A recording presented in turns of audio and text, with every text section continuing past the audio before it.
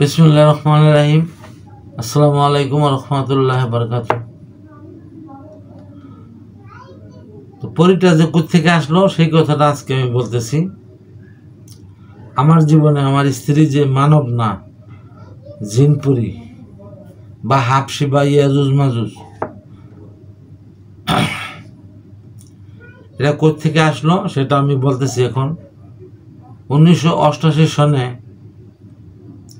আমার class friend আমার সাথে মেট্রিক পরীক্ষা দেয়। পরীক্ষা দেওয়ার সময় সে অসুস্থ হয়। কিভাবে অসুস্থ হয়? সে ঘর থেকে তার কাছ থেকে যেভাবে আমি শুনছি, সে ঘর থেকে বাইরে হয়েছে, বাইরে সন্ধ্যার সময় যাইতেছিল এক জায়গায়, পরে একটা সাপে সবল দেয়। তাকায় দেখে কিছু নাই, অথচ শরীরে বিষ ব্যথা করে, কোনো সাপ নাই। সাপের মতো সবল দিচ্ছে, কিন্তু চায় দেখে কোনো সাপ নাই।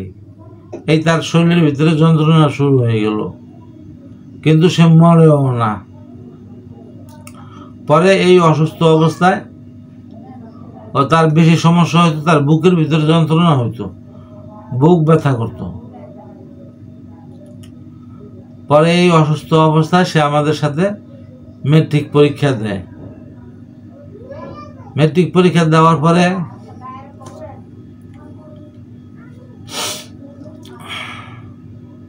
একদিন ওদের বাসায় আমি যাই। আমি দেখি কি নারায়ণ কবিরাজ ওদের বাসায়। পরে নারায়ণ কবিরাজের জিজ্ঞাসা করলাম, আপনি তো আমার বড় ভাইকেও ভালো করছেন, অনেক চিকিৎসা করেন ভালো, তা আমার বন্ধুর চিকিৎসা করতে পারেন না কেন, ও ভালো হয় না কেন? তখন নারায়ণ কবিরাজ আমাকে বলে, শাহ আলম ভাই, কারো কাছে বলবেন না, ওর সাথে যে পরীটা আছে এই পরীটা মানব রূপে আছে, এক জায়গায় মানব রূপে আছে। এই পরীটা ওকে জিন রূপে আসর করছে, মানব রূপে ওকে বিয়ে করে নিয়ে যাবে। লোকজন নিয়ে মানব রূপে ওকে বিয়ে করে নিয়ে যাবে। এই ছেলেকে ওদের সংসারে রাখবে না, এরা নিয়ে আলাদা থাকবে,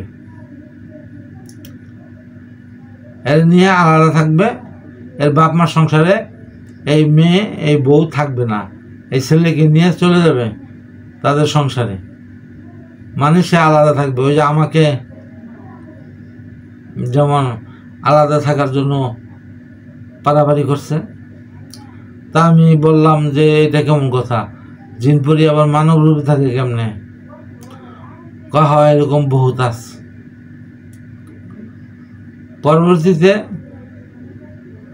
পরবর্তীতে ওকে চিকিৎসা যেদিন করে, সেদিন নুরুল ইসলামের মা আমাকে সাথে নিয়ে যায়। নুরুল ইসলামের মা এসে আমাকে বলে, আমার বাসায় এসে বলে যে ওরে চিকিৎসা করতে নিয়ে যাব নারায়ণের কাছে, তো তুমি আমার সাথে যাবা। পরে আমি গেলাম, রাত করে চিকিৎসা করে। পরে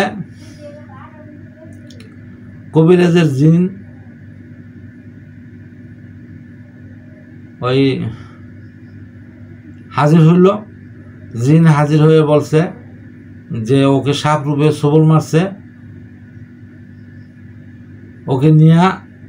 ওকে নিয়ে আসতে চাইতেছি আমরা, একটা তাল গাছে ঝুলতেছে।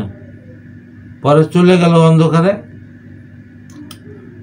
পরে কতক্ষণ পরে নিয়ে আসলো আইসা মারতেছে ওকে, ও বিলের মতো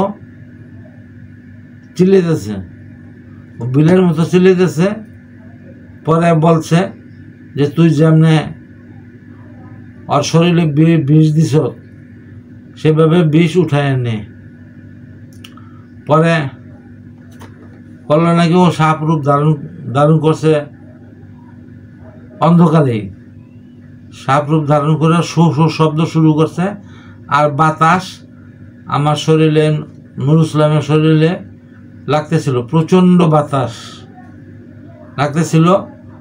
পরে নুরুল ইসলাম বলতেছে, আমার বাম পাশে ছিল নুরুল ইসলাম, বলতেছে শাহ আলম ভাই আমি তো থাকতে পারতেছি না, আমার একটু ধরেন।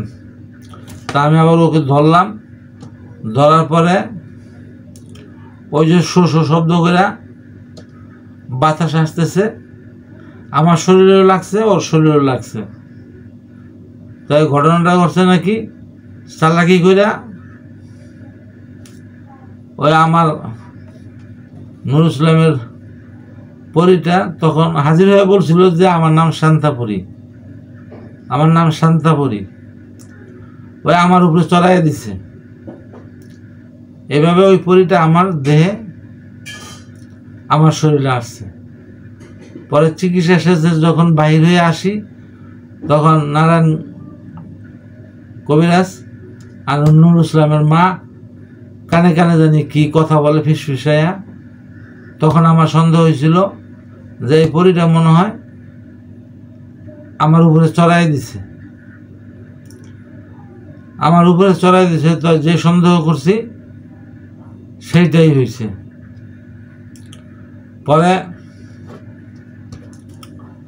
1999 সালে ওই নারীর সাথে আমার বিয়ে হলো, আলী আক্তার হামিদা। ওর জিন জগতের নাম হয়েছে শান্তাপুরী। তো এইভাবে আমার জীবনে এই পরীটা আসলো। আমি আপনাদেরকে দরকার হয়, এর আগেও আমি ছবি দেখাইছি, আবারও ছবিটা দেখাবো না। একটা ভয়ঙ্কর রূপ, তার চেহারা অত্যন্ত ভয়ঙ্কর। আজকে এই পর্যন্তই। আসসালামু আলাইকুম ওয়া রাহমাতুল্লাহি ওয়া বারাকাতুহু।